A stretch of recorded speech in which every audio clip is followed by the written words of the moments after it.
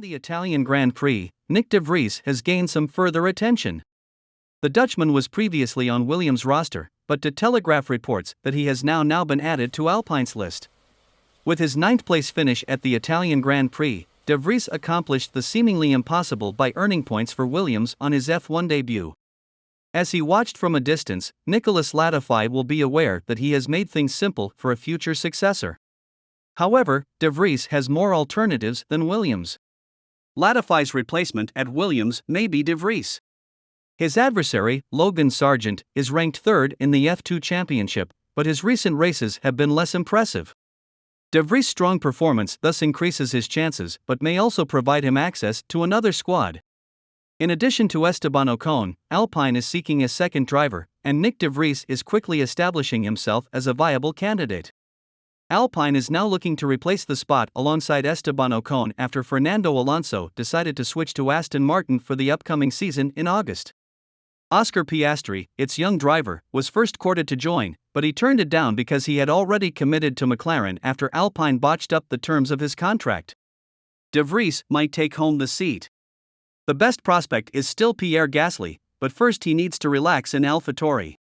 But for this to happen, Colton Herta must first receive a super license from the FIA, despite the fact that the IndyCar star does not yet have enough points. De Vries will be required to fill Gasly's seat if Gasly is not permitted to leave AlphaTauri or if Alpine determines that Ocon and Gasly are not a good combination. Although Jack Doohan and Nico Hülkenberg are also candidates for second drivers, the Dutchman's worth has unquestionably increased. "Maybe I should start preparing a PowerPoint presentation," said De Vries after the Italian Grand Prix. De Vries spoke to the same media while laughing, referring to George Russell, who used such a presentation to force his way into the Mercedes Academy. "Every time I sit in a Formula One car, it feels like a kind of application or audition. I am happy that it has happened this way and that I was able to take points immediately. I think I will do well on this grid. Whatever happens, nobody can take this away from me. I can look back with pride on my F1 debut."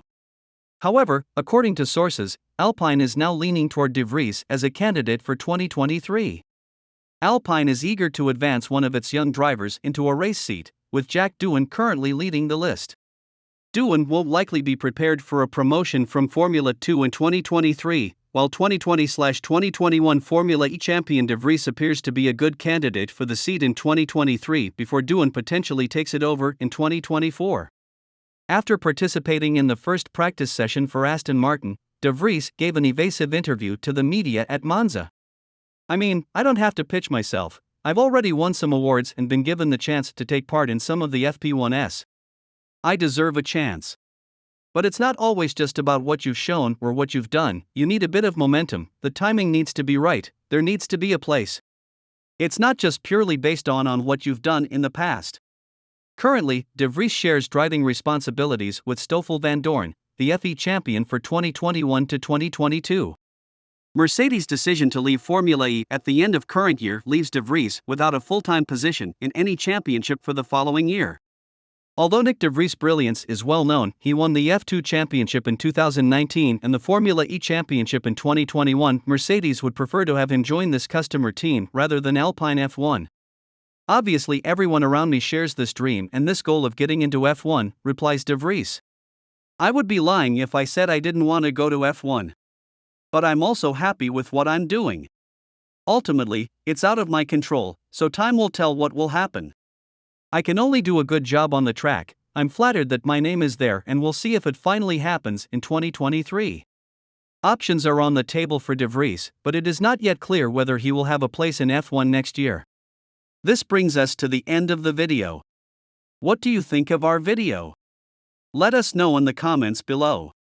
If you enjoyed the video, make sure to hit the like button and subscribe to our YouTube channel for our future updates. Thank you for watching.